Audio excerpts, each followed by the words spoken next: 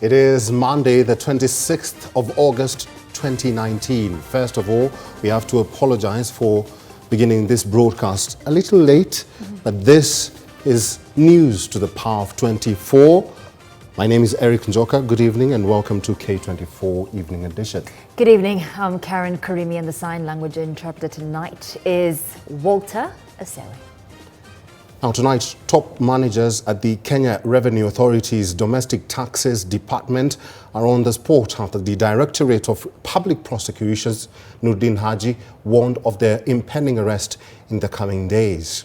Also, targeted local and foreign businessmen who are said to have evaded paying tax running into billions of shillings in collusion with KRA officials over the last 5 years. Of course, Apollo Kamau will have that report in a short while. Let's move on to another story. And the Ministry of Health has sent a team of experts and other necessary materials to Baringo County following an outbreak of the killer malaria disease in Tirioko Ward in Tiati constituency. Well, Director of Medical Services, Dr. Wekesa Masasabi, says the situation was under control even as an 8-year-old child succumbed, bringing the death toll to 7. Here's that report with Brenda Cheriot.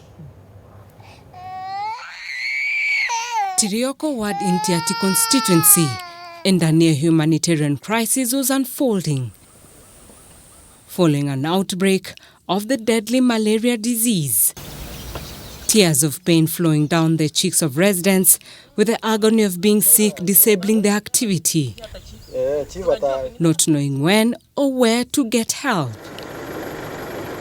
This old man opted to carry his grandson on the back, optimistic of getting a cure for the ailing boy.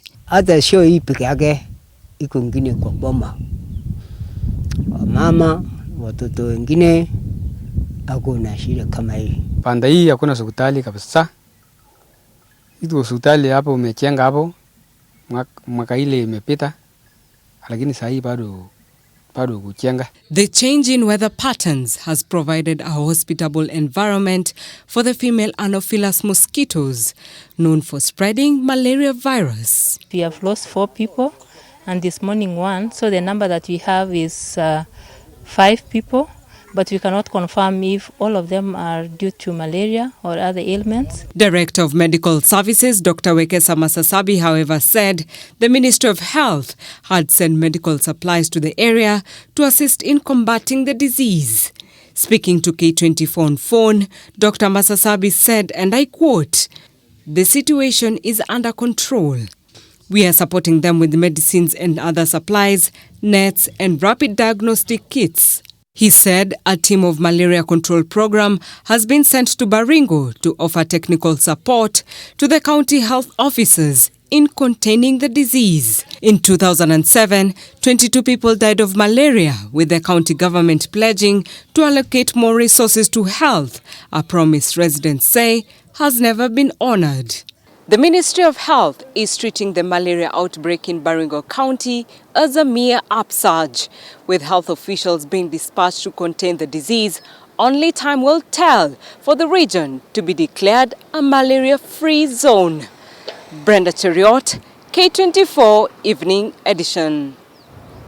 Now, the race for the Kibra constituency by-election has been open after the ruling Jubilee Party announced it will be fielding a candidate in the mini poll slated for November the 7th. In a statement signed by Party Secretary General Raphael Tuju, the party invited interested candidates and parties to file their applications for vetting by the National Elections Board. Only a day, ODM leader Raila Odinga ruled out direct nominations for the Orange Party ticket. Rose Gakuo has that report.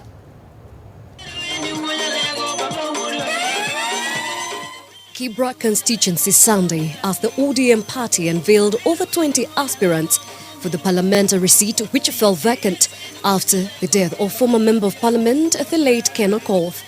Party leader Raila Odinga ruling out any direct nominations, with aspirants now expected to undergo rigorous vetting ahead of the party nominations slated for Saturday. Maana yake unakwenda kupiga kura kwa nani? Si mpaka ujue huyo mtu. Si mpaka uone sura yake. A stand warmly welcomed by area residents who now say it will give them opportunity to elect a leader of choice. Kama chama cha ODM kama itachagua ile mtu ambaye anatoka sijui Lavington, wengine wanatoka Kilelezwa, wengine wanatoka sijui Jericho, hatutakubali. Juu sipokuwa free and fair, tunajua kuna alternatives. We'll go for the alternatives. So kitu tunataka yule mtu atachaguliwa na watu wa Kibera ndiye afike debeni. Wakibadilisha hizo vitu zako, sisi pia tutawabadilisha kwa debe. The stakes for the 7th November by-election have been raised even higher, with ODM's NASA affiliate party Amani National Congress ANC saying it is ready to wrestle the seat from ODM. We are sufficiently prepared for the task ahead. The party is very well organized in the Kibra sub-branch. But it's the entry of the Jubilee Party that has further compounded the situation. In a statement dispatched to newsrooms, Jubilee Secretary General Raphael Tuju said the party was competitive enough and invited interested candidates to hand in their applications to the National Elections Board. The move is a departure from previous by-elections in Embakasi South, Ugenya, Kitui and Migori, where Jubilee stayed away in favor of ODM and Wiper party candidates. Reports indicate that Jubilee might hold its nominations on the same day as ODM to lock out political opportunists. Parties are expected to submit their nominees to the Independent Electoral and Boundaries Commission IEBC by Tuesday, September the 3rd. Party nominations have remained the all-important factor in recent by-elections, not any different in the upcoming Kibra by-elections, where ODM party enjoys dominance, but the entry of various political parties, including the Jubilee Party, will now be the ultimate test to the recent political truce enjoyed by the parties. Rose Gakuo, K24 TV. Top managers at the Kenya Revenue Authority's Domestic Taxes Department are on the spot after the Directorate of Public Prosecutions, Nuruddin Haji, warned of their impending arrest in the coming days. Also targeted are local and foreign businessmen who are said to have evaded paying taxes running into billions of shillings in collusion with KRA officials over the last 5 years. Haji's warning came as President Uhuru Kenyatta warned of an imminent crackdown at the port of Mombasa due to corruption. Apollo Kamau has that report for us. After months of investigations into a tax evasion ring running into billions of shillings between businessmen and top managers at Times Towers, detectives at the Directorate of Criminal Investigations are expected to make arrests on the tax cheats, targeting top managers at the Domestic Taxes Department. In the last 2 weeks, high-profile entrepreneurs, Tabitha Karanja, her husband Joseph Karanja of Keroche Breweries, and businessman Humphrey Kariuki have forced investigators to switch their focus on the Kenya Revenue Authority staff linked to the tax evasion racket. And once the investigations are complete on that front, you will see KRA officials being prosecuted. And not only at the low and mid level, but also the highest level in terms of even commissioners that we are looking into investigating. Once we have the evidence, we are satisfied, we'll prosecute them. President Uhuru Kenyatta, while flagging off Kenya's first shipment of crude oil at the coast, warned no one will be spared in the ongoing graft crackdown at the two key government agencies dealing with revenue, saying the era of high-end political interventions, common in the Nyayo era, was long gone. Na hawa wase hawachesi. I'm telling you, hawachesi na hawacheki. Tutasoma sisi tu kwa magazeti. Fulani ndio huyo tena ameenda, huyo siku nyingine fulani ndio huyo ameenda. Hakuna pahali ile mtu alikuwa anapiga simu, mambo yamekwenda, ni noma, nisaidie. Hizo simu zilizimwa. Sasa ni wewe ujitetee. The president's warning coming at a time investigations are underway on tenders at the port and the smuggling of goods. In Naivasha, Haji also sounded a warning to ethnic groups defending graft suspects, a case in point the Kikuyu Council of Elders and the Naivasha business community, who came to the defense of Keroche owners, and a section of the Kalenjin community leadership defending the Aror and Kimwarer dam suspects. I don't think they're selective. And I think that that is a wrong impression for people to give the public. Also to be reviewed at KRA is the tribunal to recover taxes, which tax evaders are set to exploit due to the sluggish and ineffective process. In the past few weeks, the government appears to have concentrated its efforts in the Customs Department, where detectives believe billions are changing hands illegally. Apul Kamau, K24 Evening Edition. And next on K24 Evening Edition, this is about this year's population and housing census. I've not been counted. I have not been counted as well. I don't know what's going on. Now, you know, the government has now extended the working hours for census enumerators in 11 urban centers to enable more people to be counted in the ongoing national headcount. Now, while admitting that the process had not captured adequate numbers on the reference nights, Interior Principal Secretary Dr. Karanja Kibicho said enumerators in Nairobi, Mombasa and 9 other urban towns will be working from 6 a.m. to 10 p.m. to enable more households to be counted. He spoke as several people, including census officials and administrators, were charged in court for allegedly sabotaging the ongoing process. Franklin Macharia is next with more details.